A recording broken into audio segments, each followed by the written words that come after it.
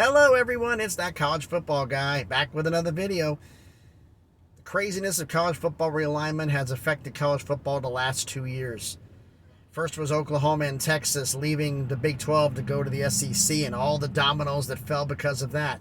Now we got USC and UCLA falling and all those dominoes are getting ready to go, maybe. The big news right now is the Pac-12's TV deal, the Big 12's TV deal. I mentioned this in some other videos of the fact what it's going to be is going to determine all these dominoes. Before we get into that, everybody, if you like this video after watching it, give me a thumbs up. If you have any questions or critiques, things I'm getting wrong, things you wish I could do to improve the channel or anything, any comments you wish to make, leave a comment down below. And after watching it, watching some of the other videos on the channel, you like it, subscribe, join the channel. But right now, let's talk about the craziness of college football. Having been a truck driver and having driven most of the lower 48 on a regular basis, sorry I don't go to Alaska, and I'm not getting on a boat to go to Hawaii in my truck. Not happening. But you meet a lot of people in a lot of places, and a lot of people I've met, become friends with over the years, are saying one thing: Arizona State is really keen on the idea of joining the Big 12. They really would like to join. And that's from alumni, that's from students. I haven't heard anything from faculty yet. I do know a couple of them there. I had a chance to meet them when I was working a few jobs, and we touched base a couple times via email. But I haven't heard anything from that. But, or Arizona wanting to join. There seems to be inkling that they're interested in joining it. Colorado seems to be very interested in joining the Big 12 if the TV deal's not that good. Utah is indifferent. They haven't made a move, said one way or the other. Washington and Oregon really want to get into the Big 10, but they're saying why? Everybody's saying, why don't they join? Why don't they join? Here's the deal, folks. The one thing you got to think about. The Big 10 TV deal is going to be north of $65 million per school, most likely. $1 billion TV deal for 16 schools. So that means you have to be a school that has to bring in at least $65 million a year in revenue. Actually, for Washington and Oregon, will be closer to 70 because you got to account for the travel cost for everybody to travel over there. $65 to $70 million in revenue coming in, and I don't know the financials of what Oregon earned last year, but if they don't earn 70, that's a non-starter. That's why they're pushing consideration right now. I think realistically, as most people suspect, I think USC and UCLA are putting a polite kibosh on this. They want to run by themselves for a while, for 10 years, and I have a funny feeling if they're having problems with the travel, they'll be going, hey, could you bring in Washington and Oregon so we can help out with this travel a little bit? That's potentially down the road. Do I see a place where they don't join? Yeah. I mean, the Big 12 is kind of iffy on it because of travel costs, because West Virginia makes a lot of money, and they're dead last in profit, I found out, from the Big 12, and that's just what it is right now. Can you imagine them traveling to Washington and Oregon? Make it even worse. That's why West Virginia has been really keen, from everybody I've been talking to, about joining the ACC, because geographically it makes sense, and for travel costs. Yes, they'll make less money per year than the Big 12, but for the lack of travel costs, they'll actually make more at the end of the year. Provided the ACC doesn't get ripped to shreds in 2036, which odds are they are. Which brings me up to a very hilarious rumor I heard. There's a guy I know who used to work at the University of Connecticut, UConn. And he's talked a lot on there, and there's a, how can I put this, a hope that literally they're hoping that the ACC gets ripped to shreds, so that way the ACC would be convinced to add UConn to the ACC. I'd say that idea would be crazy, but if they lose 6 schools and the ACC doesn't fold, where are they going to go? They're going to have to pick up a UConn. Because that's a name, at least. And at least for basketball, they'll bring in some revenue. So that brings in something.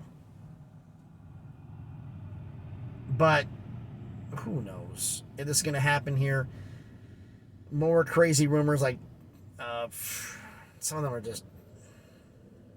One of them, I heard this one. I'm like, North Dakota State to the SEC. I'm like, are you serious? Seriously, do not make me laugh. North Dakota State, if it's going to join any conference geographically for travel costs, they already went into this. The one that makes the most sense for them is the Big Ten. But the one in the group of five that makes the most sense is, ironically, the MAC. Because it's Michigan, Ohio, which is right near North Dakota. That's the group of five conference that make the most sense for them to join. So if they do come up, don't be surprised they end up in the MAC, which is a possibility. Because the ACC gets poached and they're so obsessed with academics. One of the AAU schools, and I found out and confirmed this, the AAU does indeed stand for the Association of American Universities, not academically accredited universities, but the Association of American Universities. You can look it up online. It is a website that they load their membership, because I looked at it one time and Iowa State was on there, and I looked at it recently and Iowa State's gone because they lost their AAU status because their academics dropped below the threshold. So it has a list in there, and ironically, the Association of American Universities has 2 Canadian members. McGill's one, and I forgot the other one. But with that being said, one AAU school, since the ACC is obsessed with academics too, is the University of Buffalo, which means the MAC would be looking for a replacement if it happened that far. But folks, any of this talk I'm talking about, we're talking 2035. Because there was a leaked memo. I don't judge how realistic it is, but we're talking anywhere from 300 to 500 million.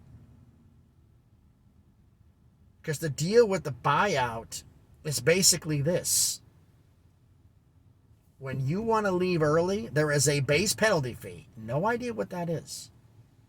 But it's your yearly TV revenue you would have to earn based on the current contract, which I believe right now is 31 or 41 million. I'm not sure what it is. I think it's maybe 41. I have to look that up because I'm doing this off the top of my head right now. Forgive me, folks. Forgive me.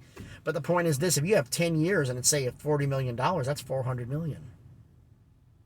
And 2036 is 14 years. And actually 13 years. At 40 million would be, or 35 million would be close to $500 million. So actually that'd be accurate. You have to pay them for every year of the TV contract you're going to miss, plus the exit fee, the base exit fee. So if you leave now, if it's 35 million per, we're talking 500 million bucks. That's how the buyouts worked for the ACC. That's why it gets lower every year. But this is nuts. That's a lot of money. So I don't see any way the ACC is going to do anything right now. The Big 12 could poach. If it's like that, the whole thing right now, the Big 12 media days. I mean, Brett Yormark, the new Big 12 commissioner, we're open for business, which is what the title of this video is going to be. We're open for business. They're willing to accept everybody, and they have been taking calls from everybody. They have taken calls from a lot of people. Won't say who. I'm willing to bet that most, if not every member of the Mountain West Conference is going to call them up. A couple of oddball members of the Conference USA is going to call them up. Sunbelt's going to call them up. A few members of the American are going to call them up. Maybe some schools from the Pac-12. I don't know.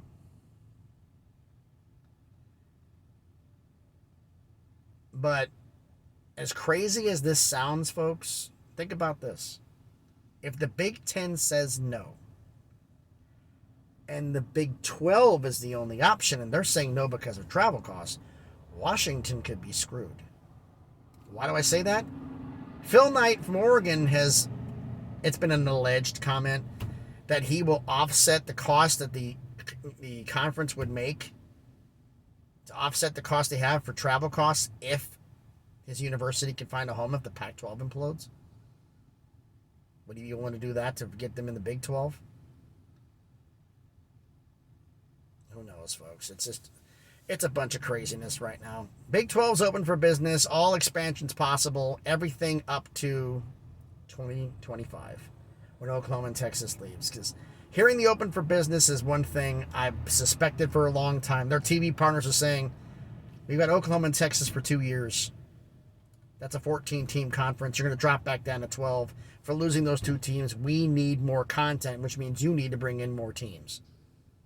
more schools have to come into the Big 12 to make that number viable. So I think that's what's going to happen. That's the hold open for business. And the hold open for business could be whetting everybody's appetite of getting a Pac-12 school and maybe 2 group of 5s instead. Just to, really? We're getting 2 group of 5 schools? Well, we have to have it for our TV contract.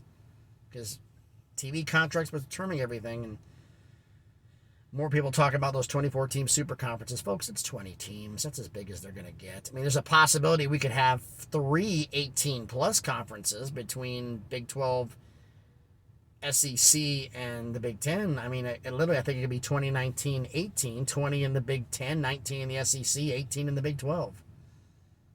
And then after that, it's going to be, I don't know if the Pac-12 and the ACC will even exist at that point. And if they do, they're probably going to be at the group of 5 level, which may be a power 3 and a group of 7. That's crazy to think about. I think the Pac-12 is slightly regretting their decision that when Oklahoma and Texas left, that they were going to, and the Big 12 petitioned them for the idea of a merger, and they turned it down. I think they're slightly regretting that at this point. Just a little bit. Oh, boy. Hindsight being 2020. But anyway, folks, this is that college football guy. I hope you enjoyed this video. As always, I try to do a video every single day. So please like, comment, subscribe if you like this. And please, be good to each other.